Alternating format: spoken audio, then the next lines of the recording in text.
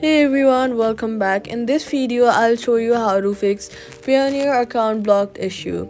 First, check your email carefully.